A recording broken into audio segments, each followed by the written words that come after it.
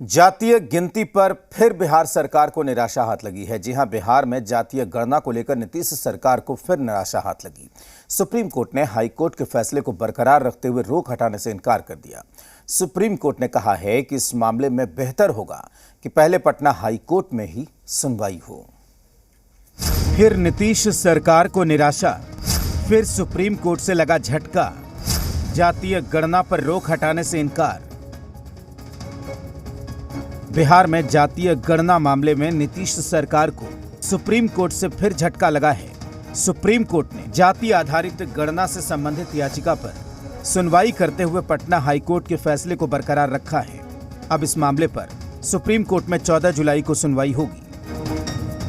Patna high court के order का reference माननीय सर्वोच्च न्यायालय की पीठ ने बिहार सरकार के वकीलों को दिया और कहा कि इसमें जो उन्होंने गंभीर प्रश्न उठाए हैं, इसका क्या जवाब है आपके पास। आप कहते हैं कि सर्वे है, लेकिन जितनी प्रक्रिया इस जजमेंट के अंदर लिखी गई है वो तो सेंसस के बराबर है।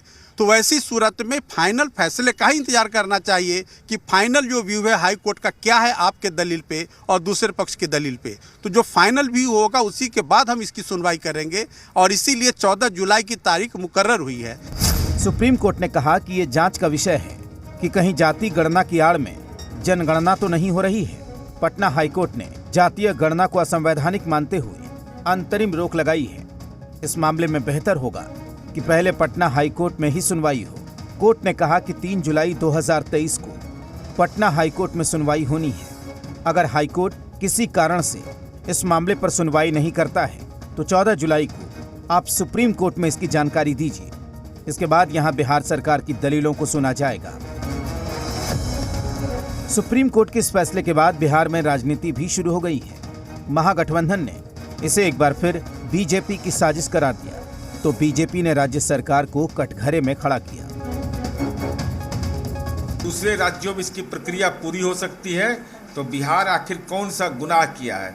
और ये भारतीय जनता पार्टी अपरोक्ष रूप से ऐसी साजिश में शामिल है कि वह जाति गणना को कहीं न कहीं बाधित करना चाहती है। तो निश्चित रूप से राज्य सरकार जो सक्षम विधायी उपाय होंगे उसके तहत निर्णय लेगी। केवल बिहार में जातीय जनगणना संपूर्ण देश में हो, ये महागठबंधन चाहती है। भाजपा का दोहरा चाल और चरित्र है। वो माइक पे आगे तो कहती है कि जातीय जनगणना होना चाहिए, लेकिन अंदर में वो नहीं चाहते। अगर चाहते हैं भारतीय जनता पार्टी के लोग तो नरेंद्र मोदी जी तो पूर्ण बहुमत में है सरकार में, क्यों नहीं संपूर्ण देश में जातीय जनगणना की बात करते और कराते। प्रोसीजरल मामला है, इसमें कोई खास ऐसी चीज़ नहीं है जिस पर टिप्पणी हो। इंतज़ार करेंगे। हालांकि एक नुकसान तो ये है कि काफ़ी ये प्रक्रिया आगे बढ़ गई थी, लेकिन मेरा मानना है कि देश के एक छोटे लेकिन प्रभु वर्ग को शायद अंदाज़ा नहीं है कि इस जनगणना की कितनी ज़्यादा ज़रूरत है और कितनी अर्जेंसी के साथ है।